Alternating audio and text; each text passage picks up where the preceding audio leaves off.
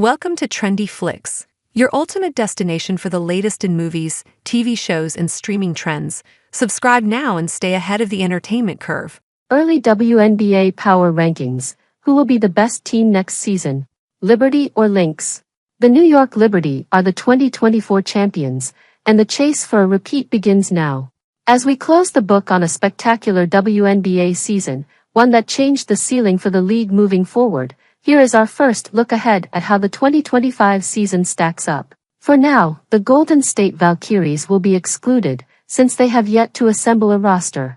The champions get the top spot by default, but also because they figure to retain the entirety of their core from 2024, since Breanna Stewart has essentially committed to returning on a one-year deal. Stewart and WNBA Finals MVP Jonquel Jones are in their primes, while Sabrina Ionescu keeps getting better. Plus, Nyara Sabauli and Leonie Febic should take big leaps forward.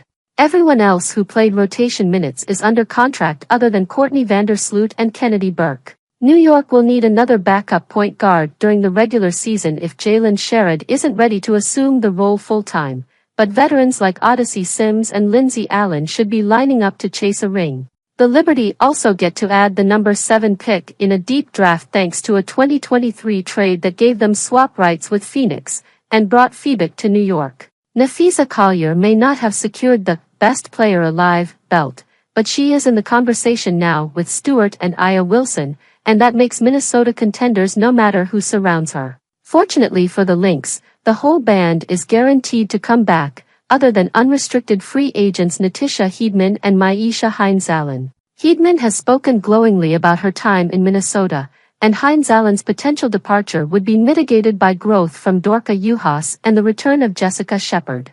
Minnesota can also bring along Diamond Miller and Alyssa Pillai during the regular season for more dynamism and depth. Even after losing a player to the expansion draft, this roster is loaded with talent and has showcased the chemistry necessary to win. The Aces are back on the hunt. After the league spent 2 years chasing down, and eventually catching, Las Vegas, the recent champs will resume the role of underdog. They still have Aya Wilson, Chelsea Gray, Jackie Young and presumably Kelsey Plum, who is an unrestricted free agent but can be cored. Alicia Clark, Sydney Colson and Tiffany Hayes all told the Las Vegas Review-Journal that they are open to returning, keeping most of the bench intact. The front office needs to figure out some solutions in the front court. Perhaps that's more Megan Gustafson and Kate Martin, or 2024 draftee Elizabeth Kitley, or a new addition. They also have a hole to fill on the sidelines with the departure of assistant coach Natalie Nakase to Golden State. Regardless, the core of the Aces keeps them formidable, especially in a non-Olympic year. As long as Caitlin Clark is in Indiana, the Fever are going to have an elite offense. They had the best offense in the league after their 2-9 start and figure to get more comfortable with another year of reps for Clark, Aaliyah Boston, Lexi Hull, and Kelsey Mitchell. The final frontcourt starting spot is an open question, but Indiana has proof of concept now and should be the most attractive free agency destination in the WNBA. Would Nneka Ogwumike be interested in playing next to Clark and Boston? Could the Fever throw a Godfather offer at Dallas for Sata Sabauli? The goal for Indiana in 2025 should be hosting a playoff series, but the defense has to take a step forward to make that happen.